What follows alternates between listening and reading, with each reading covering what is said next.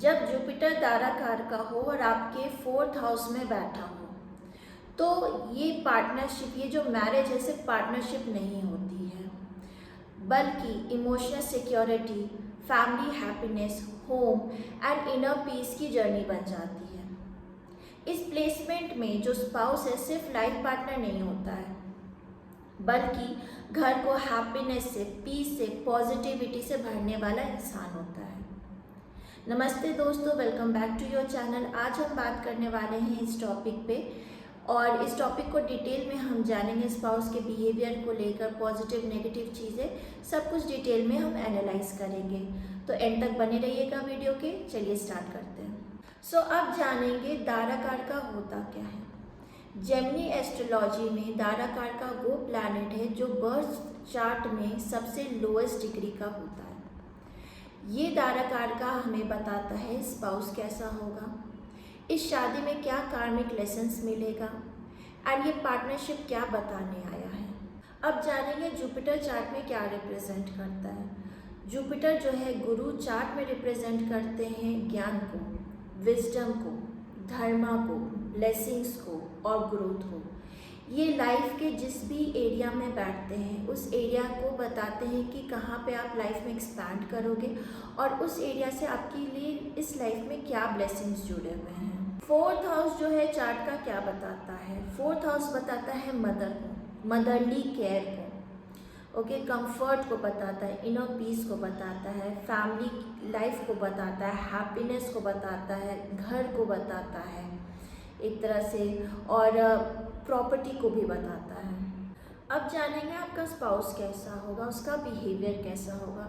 तो जो स्पाउस होगा ना वो आपका बहुत ही ज़्यादा वाइज नेचर का होगा, ठीक है, बहुत ही ज़्यादा इमोशनली मैच्योर पर्सन होगा, जो आपको इमोशनली सपोर्ट देने वाला पर्सन होगा, बहुत ज़्यादा वो केयरिंग पर्सन होगा, साथ ही साथ फैमिली ओरिएंटेड पर्सन होगा। वो एक तरीके से मतलब ऐसा हो सकता है कि आपको मदरली जो होता है ना, मदरली केयर, मदरली लव, उस टाइप का उसका बिहेवियर होगा।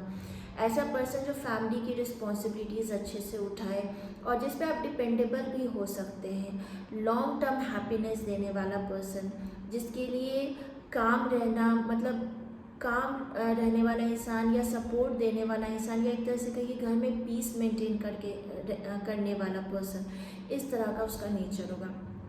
आप फील करो कि मतलब ऐसा आप फील कर सकते हो कि ये पर्सन जो है मेरा सिर्फ लाइफ पार्टनर नहीं है, बल्कि ये मेरा इमोशनल स्ट्रेंथ है।